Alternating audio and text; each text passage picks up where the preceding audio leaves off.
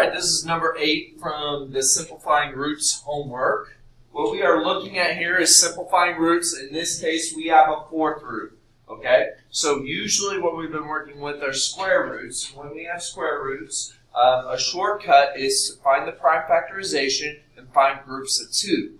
But when we have a 4th root, what's happening is we had something that was to the 4th. So if we had x to the 4th equals 16, the 4th root is the number that multiplied by 4 factors to give you that. So in this case, it would be 2.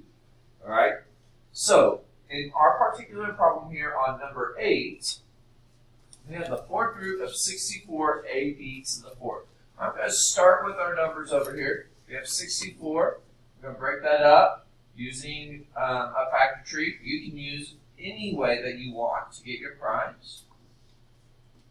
And as I break that up, I end up with 2 times 2 times 2 times 2 times 2 times 2, so 2 to the 6th.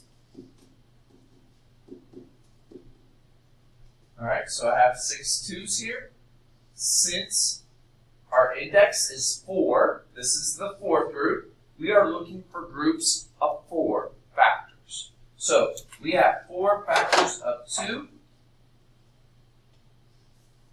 So that's going to be one group. When we 4th root that group, it goes to the outside of our radical.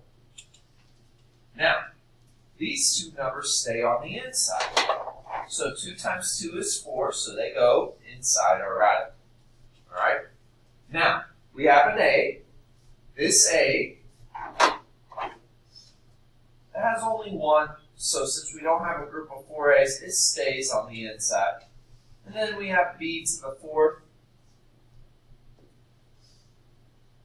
That's 4 b's, so that's one group of b's, so it's going to move to the outside of the radical. So now we have this colorful 2b times the 4th root of 4b.